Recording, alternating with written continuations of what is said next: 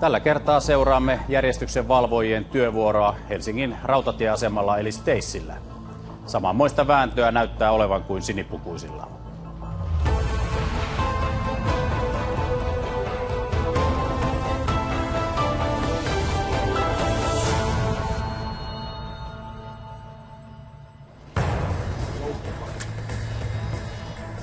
Aloitetaan me omalta osaltamme. Bussipuoli menee tänään vähän vajaalla. Joudutaan auttaa, jos siellä tulee tiukka paikka. No niin, pannaan homma paketti. Onks terppä? On se. On se. Sitten ulospäin. Ensimmäinen asiakas. Kyllä, tästä se ilta lähtee taas. Lidforsi Tomi, 2 vuotta vartijana. Brummeli Aleksi, 3 vuotta turvallisuusalalla.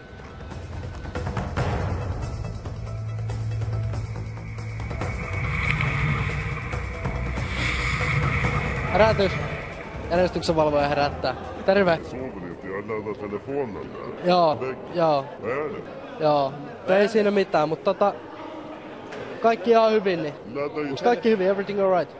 Yes, everything is alright. Okay, alright. Just checking out. Alright. Tota ei varmaan saa. Ota se lauta kantoon! Laudat kantoon! Otetaan tästä tämmönen A-juna Leppävaaraan ja takaisin Helsinkiin. Eli tarkastetaan junaa ja näin päin pois. Siellä ei nautita alkoholia tai aiheuteta järjestyshäiriöitä. Että ihan perus tällaista järjestyksen valvontaa.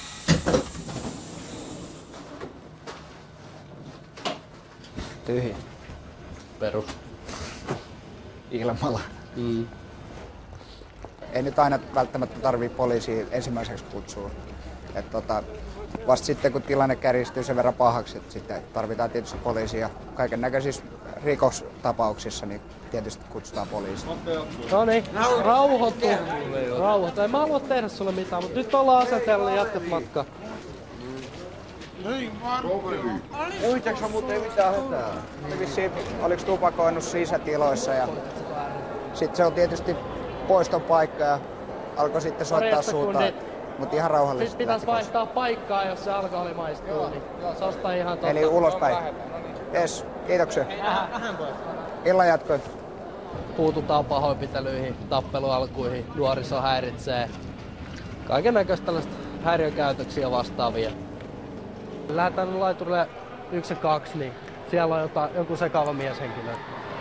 Sinne vähän katsomaan, että mikä siellä on meininki. Morjes! Mikä sulla on hätänä? Sulla on aika kova vekki tossa. Mikä sitten?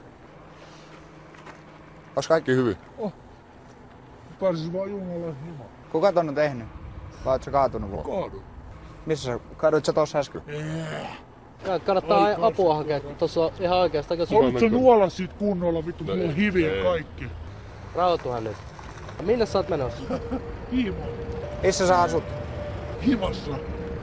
Se on tullut selväksi.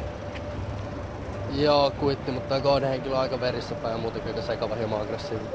Niin kai mun täytyy mennä tonne hakkaan joku, eikö varsin Janne? No niin, rautua nyt.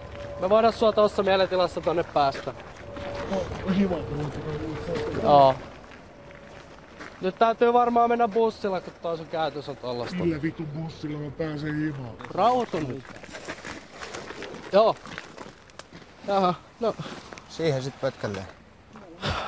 No niin, mut jatkaa sitä matkaas nyt niin. On poistettu täältä alueelta. VR-alueelta. No niin, lähdetään sitten. Päästä irti, että mä tarvit purrossa. Uhkailet sä? En. Mä en muuta pysty tekemään. Täällä on mun kädet, täällä on mun jalat. Täällä on 4. Kiinni otettu. Laittomasta uhkauksesta.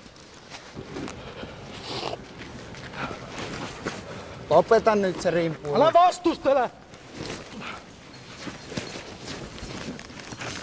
Rauha! Vetäkää vittu päähän. Homos. Kyljelle se. Tai näin. Mä pidän. Noniin. Yks tää on perussairauksia? Ootko ottanut mitään muuta kuin viinaa? No ainakin löytyi repusta tämmönen lääkelevyllinen tai tämmönen annos. Lukesi sivussa. Rasia, että... Oot sä ottanut mitään muuta kuin viinaa? No nyt jo haistattelee siellä. Me vaan. Me vaan. Me vaan. Me vaan. Mä pidätä kun... Sano ainakin olevansa HIV-positiivinen, että sen takia yritetään pitää tätä naamua, se on ihan veressä.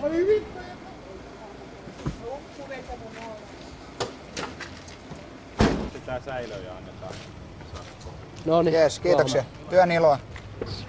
Morjes. Morjes!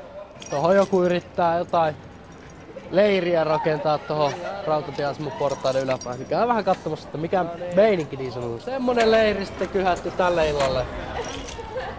Ei mitään, eihän tässä istuminen millään tavalla nyt kielletty on, mutta älkää nyt levitelkö hirveästi enempää kamoja tähän. Ja... Nee.